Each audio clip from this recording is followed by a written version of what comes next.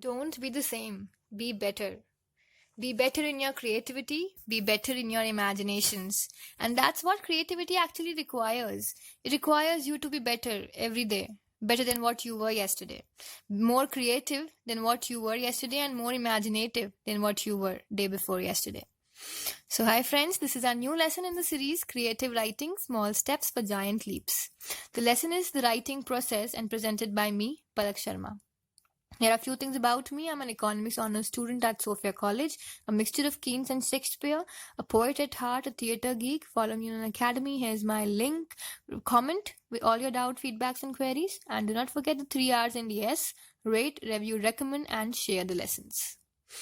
Whether you know it or not, there's a process to writing, which many writers follow naturally. So if you're just getting started as a writer, though, or if you always find it a struggle to produce an essay or a short story or a blog, here the writing process is going to help you. I'm going to explain what each stage of the writing process involves, and I'll offer some tips for each section that will help you if you're still feeling stuck. So the first thing is pre-writing. Have you ever sat staring at a blank piece of paper or a blank document on your computer screen? You might have skipped the vital first stage of the writing process, which is pre-writing. This covers everything you need to do before you start your draft. As a minimum, pre-writing means coming up with an idea. So the first thing is ideas and inspiration. Ideas are all around you. If you want to write but you do not know and you do not have any ideas, try the following. Use a writing prompt to get started. Write about incidents from your daily life or childhood. Keep a notebook of ideas, jotting down these thoughts that occur throughout the day. Create a vivid character and then write about him or her. And once you have an idea, you need to expand on it. Don't make the mistake of jumping straight into your writing. You will end up with a badly structured piece. So first, build on your idea now. There are a couple of popular methods you can use to add flesh to the bones of your ideas. The first one is free writing. Open a new document, start a new page, or write everything that comes into your head about the chosen topic. Don't stop to edit even if you make mistakes. Then the second one is brainstorming. Write the ideas or topic in the center of your page. Jot down ideas that arise from it, subtopics or directions you could take with the article. Once you've done one or both of these, you need to select what's going into your first draft. The second step then will be planning and structure. Some pieces of writing will require more planning than others, and typically longer pieces and academic papers need a lot of thought at this stage. So first, decide which ideas you will use. During your free writing and brainstorming, you will have come up with lots of thoughts. Some belong in these piece of writing, and others can be kept for some other time. So then decide how to order these ideas. Try to have a logical progression, and sometimes your topic will make this easy for you. So segregate your planning, segregate your ideas into what can be used right now and what needs to be used later. Second thing is writing. Sit down with your plan beside you and start your first draft. The first draft is also known as the rough draft or the rough copy. Okay, at this stage, do not think about word count or grammar or spelling or punctuation. Just forget them. Do not think about them. If you are a new writer, you might be surprised that professional authors go through multiple drafts before they're happy with their work.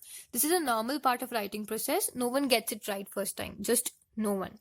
Some things that many writers find helpful when working on the first draft are marked as important, like setting aside at least 30 minutes to concentrate. It's hard to establish a writing flow if you're just snatching a few minutes here and there. Then the second is going somewhere without interruptions. A library or a coffee shop can work well. If you don't have anywhere quiet to write at home, you can always go to these spaces. Then switch off distracting programs. If you write your first draft onto a computer, you might find that turning off your internet connection does wonders for your concentration levels. Because when I'm writing poetry, I like to use the Forest app. It's an app, you can search for it on the Google Play Store, and you can go for more things to hamper your distraction. Then you might well write several drafts, especially if you're working on fiction. Your subsequent drafts will probably merge elements of the writing stage and the revising stage also. So I would say that there's a tip. Writing requires concentration and energy. If you're a new writer, don't try to write for hours without stopping. Instead, give yourself a time limit to really focus. And focus on writing without distracting yourself, without checking your email. Give yourself time breaks after every 30 minutes. It will help, really. Now, the third part of writing process is revising. Revising is again a very important part because revising your work is about making big picture changes. You might remove whole sections, rewrite entire paragraphs, and add information which you've realized that reader will need. Everyone needs to revise, even talented writers. The revision stage is summed up with the four types I've mentioned here: ARRR: adding, rearranging, removing, and replacing. Adding is, what else does the reader need to know? If you haven't met the required word count, what ideas can you expand on? This is a good point to go back to your pre-writing notes. Look for ideas which you couldn't use at that time initially, and now use those ideas. Add on those ideas in the present draft. Now, rearranging is the second thing, the second R. Even when you've planned your piece, sections may need rearranging. So perhaps as you wrote your essay, you found that the argument would flow better if you reordered your paragraphs. Maybe you've written a short story that drags in the middle but packs in too much at the end, so you would need rearranging then. Fine. The next thing is removing. Sometimes one of your ideas doesn't work out properly, so perhaps you've got over the word count and you need to take out a few paragraphs. Maybe that funny story doesn't really fit with the rest of your article, so remove things. Maybe it was too sad for your article because your article was a cheery one, so change things, remove things. Then there is replacing. So replacing is, would more vivid details help bring your piece to life? Do you need to look for stronger examples and quotations to support your argument? And if a particular paragraph isn't working, try rewriting it. And the tip for this part is, if you're not sure what's working and what isn't working, show your writing to someone else. This might be a writer's circle or just a friend who's good with writing. Anyone who's good with words. Ask them for a feedback. It's best if you can show your work to several people instead of one, because you can get more than one opinion in that case. The fourth thing is editing. The editing stage is a distinct stage from revision and needs to be done after revising. Editing involves the close-up view of the individual sentences and words. It needs to be done after you've made revision on a big scale, or else you would agonize over a perfect sentence only to end up cutting that whole paragraph from your piece. So do not do that. When editing, go through your piece line by line and make sure that each sentence you're seeing, phrase or word, is as strong as possible. And some things to check for, I'll mention. Have you used the same word too many times in one sentence or paragraph? Use a thesaurus to find more words, find alternatives, find synonyms, but do not go for very flowery ones, make easy ones. Then, are any of your sentences hard to understand? Rewrite them to make your thoughts clear.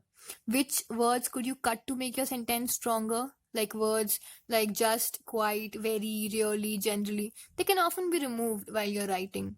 Then, are your sentence grammatically correct? Keep a careful lookout for problems like subject-verb agreement, and stay consistent in your use of past, present, or future tense. Then see, is everything correct, spelled correctly? Because don't trust your spell checker. It won't pick up every mistake. Proofread as many times as necessary and as many times as you can. Then see, have you used punctuation marks correctly? Commas often cause difficulties. And the tip for this time is, print out your work and edit on paper, because many writers, including me, we find it easier to spot mistakes this way. It becomes so easy because that's like natural. A pen and paper in hand is easy to notice. The fifth thing is publishing. This is the last step and the final step for the writing process. This means different things depending on the piece of work you're working on. Like bloggers need to upload, format, and post this piece of completed work. Then students need to produce a final copy of their work in the correct format. This often means that you will go for adding a bibliography, ensuring that citations are correct, and adding details such as your student reference number. These are again important things. Then journalists need to submit their piece, usually called copy, to an editor. Again, there will be a certain format for this, which is very necessary. Then there are fiction writers who may be sending their stories to magazines or competition. Then you need to check your guidelines for writing that and make sure that you follow these and you adhere to their rules. If you've written a novel, look for an agent who represents your genres. So it's important that way. And the tip for this process of writing is, your piece of writing might never be published.